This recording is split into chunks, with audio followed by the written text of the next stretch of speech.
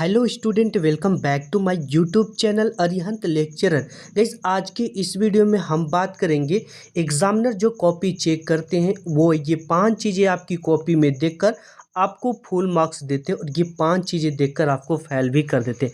कौन सी गलती है जो आपको बोर्ड एग्ज़ाम में नहीं करनी है? अगर ये गलती से आप बच जाते हो तो आपके बोर्ड एग्ज़ाम में 20 से 30 नंबर बढ़ जाएंगे। बहुत सारे बच्चे ये कहते हैं एग्ज़ाम देने के बाद, सर मैं 100 में 100 नंबर करके आया था, 70 में 70 नंबर करके आया था, बट जब रिज़ल्ट आते हैं तो उनके 100 में केवल 70 नंबर, 65 नंबर और 70 में केवल 40 से 45 मार्क्स मिलते हैं। उनके 20 से 30 नंबर कहाँ कटते हैं, क्यों कटते हैं, कैसे कटते हैं? क्या हैंड राइटिंग ख़राब है तो आपके नंबर कट जाएंगे? कॉपी की शुरुआत आपको कैसे करना है? एग्ज़ाम में कोई भी प्रश्न नहीं आता तो उसका उत्तर कैसे लिखना है, ट्रिक बताऊंगा। क्वेश्चन पेपर में अगर पहला, दूसरा, तीसरा क्वेश्चन का आंसर ना पता हो तो हमें शुरुआत कहाँ से करनी है? बोर्ड एग्ज़ाम की कॉपी में पैसा रखने से क्या होता है? और अगर हैंड राइटिंग पर कब और कितना नंबर कटता है? क्या हैंड राइटिंग पर भी नंबर कटते हैं? बोर्ड में किस पेन का हमें यूज करना है? बोर्ड एग्ज़ाम की कॉपी मिलते ही हमें क्या करना है? आंसर शीट के प्रत्येक पेज पर आपको क्या क्या चीज़ें की ज़रूरी है सबसे बात करेंगे। सबसे पहले तो आपको बोर्ड एग्ज़ाम की कॉपी मिलेगी और कॉपी मिलते ही आपको समय से पहले मिल जाती है, जिसमें आपको साइड वाला लाइन स्केल से 1 स्केल की ज़्यादा से दूरी लेकर खींच लेना है।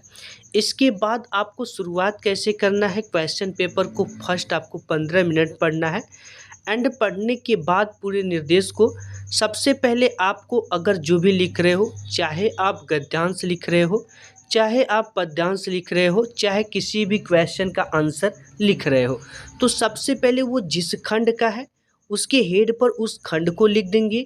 उस खंड में किस टाइप के प्रश्न है, जैसे वर्णनात्मक प्रश्न है या वर्णनात्मक 2 टाइप के प्रश्न है या किस टाइप के लघु उत्तरीय प्रश्न है, दीर्घ उत्तरीय प्रश्न है, उसे आपको लिख देना है।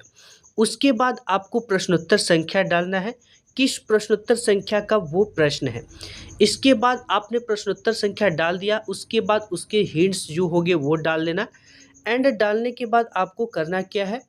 उस क्वेश्चन के आंसर को लिखना है। ठीक है, आंसर लिखने के बाद एक आंसर जैसे कंप्लीट होता है उसके बाद आपको 3 लाइन का गैप देकर ही नेक्स्ट क्वेश्चन को हल करना है। ऐसे में एग्जामिनर को ये पता चलता है कि आपने इसके बाद नेक्स्ट क्वेश्चन को किया है और बोर्ड एग्ज़ाम में आपके एक भी नंबर नहीं कटेंगे। अगर आपकी तैयारी वीक है और आपको कुछ भी नहीं बोर्ड एग्ज़ाम में आता, केवल 3-4 प्रश्न ही आते हैं, तो भी आपको फुल नंबर मिल जाएगा। ये मेरी ट्रिक की गारंटी है। सबसे पहले आपको बोर्ड का जो कॉपी मिलता है उसके 2 से 3 पेज सुंदर लिखना है और वही प्रश्न करना है जो आपको अच्छी तरीके से आता है, क्योंकि बोर्ड एग्ज़ाम के जो एग्ज़ामिनर होते हैं वो काफ़ी फास्ट होते हैं और उन्हें पर कॉपी चेक करने का पैसा मिलता है।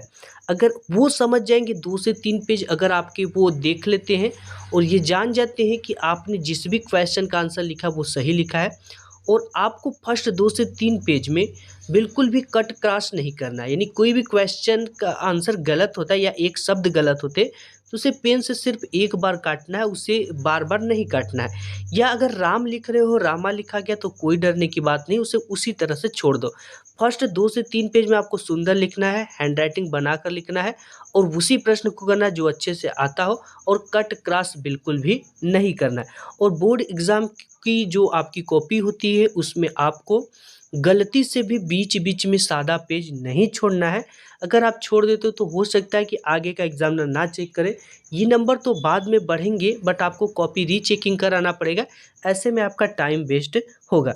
और उसके बाद कर लेते हैं कि अगर आपको क्वेश्चन पेपर में पहला, दूसरा एंड तीसरा क्वेश्चन का आंसर नहीं आ रहा है तो आपको कॉपी की शुरुआत कैसे करनी है। मैं आपको ये भी बताता चलूँ कि देखो, जो कॉपी लिखने की कला होती है, अगर आप प्रश्नों को, क्वेश्चन को सीरियल से लिखोगे तो एग्जामिनर इससे काफ़ी ज़्यादा प्रसन्न होता है और आपको बोनस अंक देता है, क्योंकि एग्जामिनर का टाइम वेस्ट होता है। अगर आप क्वेश्चन नंबर का इधर लिख दिए, क्वेश्चन नंबर 5 इधर लिख दिए, फिर 11 लिख दिए, फिर 12 लिख दिए, 9 लिख दिए, 6 लिख दिए, 1 लिख दिए, ऐसे करोगे तो आपके जो नंबर है वो कट होंगे। और हैंड राइटिंग आपको अच्छी करके लिखनी है।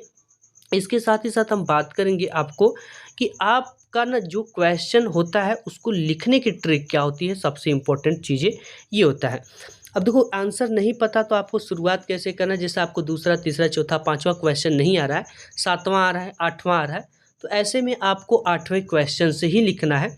लेकिन इसमें एक चीज़ का आपको ध्यान देना है, जैसे आप अगर किसी भी खंड को करते हो, जैसे खंड अ होता है ब स द, तो आप किसी भी खंड को करते हो प्यारे बच्चों, तो एक एक खंड के, जैसे खंड अ के सभी प्रश्नों को एक साथ करना है, खंड ब के एक सभी प्रश्नों को एक साथ करना है। ऐसा नहीं कि खंड अ के प्रश्न किए फिर ब वाला भी खंड अ में कर दिए या अ वाला खंड ब में कर दिए, ऐसे करोगे तो आपके नंबर कट हो जाएंगे और टीचर का भी टाइम वेस्ट होगा इसमें।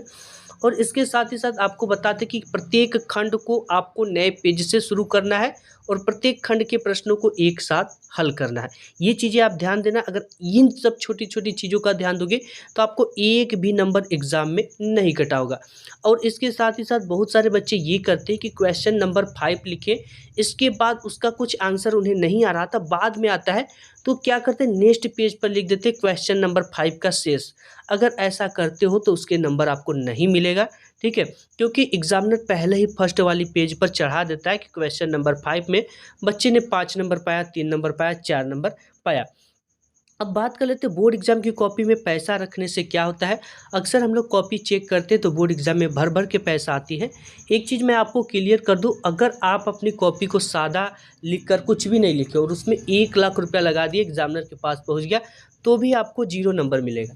यानी कि पैसा रखना बोर्ड की कॉपी में पूर्णतः इलीगल है, ठीक है। अब पैसा एग्जामिनर रख लेता है और आपको नंबर तो नहीं देगा, ये आप जानो, ठीक है। तो पैसा रखने से कोई मतलब नहीं है। और हैंड राइटिंग पर कब और कितना नंबर करता है ये सबसे इम्पोर्टेंट है। देखो मैं खुद एग्जामिनर हूँ, बाकी सभी एग्जामिनर से बात करता हूँ जो स्कूल की कॉपी चेक करते हैं, फाइनल एग्ज़ाम की, बोर्ड एग्ज़ाम की, तो उन सभी ने जो कहा वो एक ही बात कहा कि अगर वो हैंड राइटिंग पढ़ने योग्य है तो उस पर एक भी नंबर नहीं करता है, ठीक है। और बोर्ड में आपको किस पेन का यूज करना है ताकि आपके नंबर ना कटे। बहुत सारे बच्चे बोर्ड में रंगीन पेन ले जाते हैं, कोई हरा ले जाता है, कोई कत्थई कलर का ले जाता है, कोई अलग अलग डिफरेंट कलर के ले जाते हैं। तो ऐसे में मैं आपको बता दूं, आपको बोर्ड एग्जाम में केवल बॉल पॉइंट पेन का यूज करना है, जिसमें आपको एल्कोस हो गया, ठीक है, सेलो हो गया, इस तरह के पेन का यूज करना है। और आपको किसी भी तरह के रंगीन ना ही जेल पेन का यूज करना है। आप बोर्ड एग्जाम में ब्लैक स्केच का यूज कर सकते हो। और आपको एक चीज़ मैं आपको बता दूं कि जो आप बोर्ड की कॉपी में पूरा आंसर शीट पे आंसर लिखते हो, तो आपको प्रत्येक आंसर शीट के नीचे अपने रोल नंबर को लिख देना है। और आप ABCD कॉपी लेते हो तो उस पर भी आपको अपने रोल नंबर को लिख देना है, क्योंकि एग्ज़ाम हॉल में जब एग्ज़ामिनर कॉपी जमा हो जाती है तब हो सकती है कि कुछ टीचर आपके कॉपी को चेंज भी कर देते, दूसरे बच्चे में लगा देते हैं। ऐसे में आपको अगर कॉपी खो भी जाती है तो फला रोल नंबर से आपकी कॉपी मिल जाती है, ठीक है। ये कहीं कहीं पे हो जाता है। और एक चीज़ आपको मैं बता दूं, इसके साथ ही साथ आपको बोर्ड एग्ज़ाम की जो कॉपी मिलती है उसमें जीवन परिचय जब भी आप लिखते हो तो आपको एक नए पेज से शुरू करना है।